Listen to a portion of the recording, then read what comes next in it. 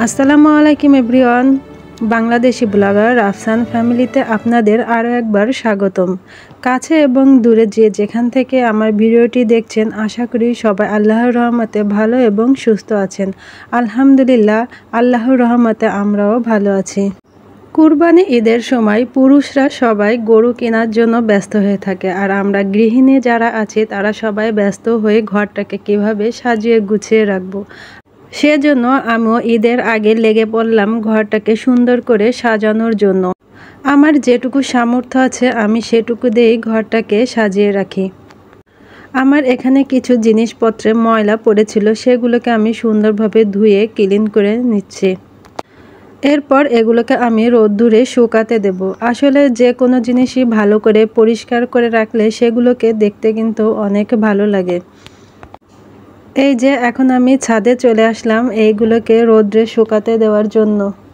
এরপরে আমি চলে যাব রান্নাঘরে রান্না করার জন্য। রান্নাঘরে যেয়ে দেখি আমার ভিমবারটা শেষ হয়ে গেছে এবং ভিমবারের পাত্রটাও ভেঙে গেছে। সেজন্য আমি একটি নতুন পাত্র এবং ভিমবার বের করে নিলাম। আমি কিন্তু এটা সাবানের কেচের উপরেই ভিমবারটা রেখেছি। আর এইখানটা আমি হাত ধোয়ার জন্য একটা সাবান আর বেসিনের ছিদ্র ঢাকার জন্য যে ঢাকনিটা থাকে সেটা এখানে রেখে দিলাম। এরপর কিছু মাছ নিয়ে আসা হলো, সেটাকে আমি এভাবে পলিথিনের ভিতরে করে ফ্রিজিং করি। প্রথমে একটা একটা করে মাছ আমি রেখে দিই, আসলে এতে করে প্রয়োজন মতো মাছ বের করে রান্না করা যায়। এরপরে একটা একটা মাছগুলোই একটা বড় পলিথিনের ভিতরে করে একসঙ্গে রেখে দিব।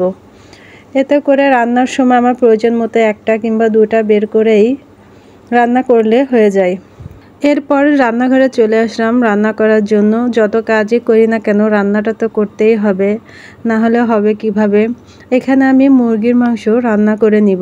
একজন গৃহিণীর অন্যান্য কাজে ছুটি থাকলেও আমার মনে হয় এই রান্নার কাজ থেকে সে কখনোই ছুটি পায় না।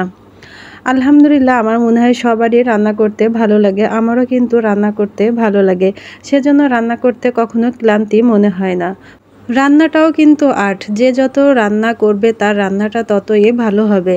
আমি প্রথমে রান্না করতাম না, সেজন্য আমার রান্নাটাও ওই রকম ভালো হতো না, কিন্তু এখন রান্না করতে করতে আলহামদুলিল্লাহ আমার রান্নাগুলো কিন্তু ভালোই হয়।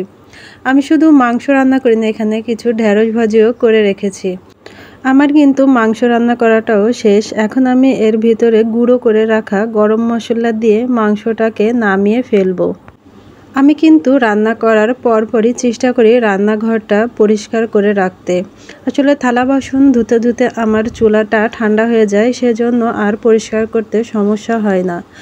আরও সামনে ঈদ চলে আসছে, সময়ও পাবো না, সেজন্য আমি সাথে সাথেই সব কিছু ক্লিন করে নিলাম। প্রথমে আমি চুলাটাকে কিছু সাবান পানি দিয়ে পরিষ্কার করে নিলাম।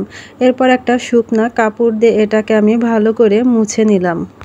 এছাড়াও আমি কিন্তু পাশের কারেন্টের চুলা এবং রাইস কুকারটাও ভালো করে ধুয়ে মুছে নিলাম। এতে করে সব জিনিসপত্র কিন্তু পরিষ্কার থাকে এবং অনেক দিন ভালো থাকে। এখন আমি এই টপ কাউন্টারটা পরিষ্কার করে নেব। আসলে এটা গ্যাসের চুলায় পাশে রয়েছে, সেজন্য এখানে প্রচুর পরিমাণে তেল চিটে হয়। তাই এটাকে আমি সুন্দর করে ক্লিন করে নিলাম এবং জায়গাটাকে আমি আমার মতো করে সাজিয়ে নিলাম। আসলে আমার যা কিছু আছে তাই দিয়ে আমি সাজাতে পছন্দ করি। এখানে আমি যে ওয়ারড্রবটা ধুয়ে দিয়েছিলাম সেটা এখন আমি গুছিয়ে নিব। আসলে এটা ছাদে রোদ্রে দিয়েছিলাম, সেটা শুকানোর পরেই নিচে নিয়ে আসা হয়েছে। এখন আমি এটাকে এইভাবে গুছিয়ে দেব। দৈনন্দিন জীবনে আমাদের যেগুলো বেশিরভাগই প্রয়োজন হয় সেগুলো আমি এই ড্রয়ারগুলোর ভিতরে রেখে দিয়েছি, যাতে প্রয়োজন পড়লে আমি সহজেই খুঁজে নিতে পারি। এখানে থাকলে একটা নির্দিষ্ট জায়গায় সেগুলো থাকে, সেজন্য এগুলো খুঁজে পেতেও আমার সুবিধা হয়। এরপর আমি ওয়ারড্রবটা সুন্দর করে গুছিয়ে নিলাম। আপনাদের কাছে কেমন লাগবে আমি জানি না, কিন্তু আলহামদুলিল্লাহ আমার যা আছে আমি তাই দিয়েই সব কিছু গোছাতে পছন্দ করি। এরপরেও বলবো আলহামদুলিল্লাহ, আল্লাহ আমাকে যা দিয়েছে আলহামদুলিল্লাহ।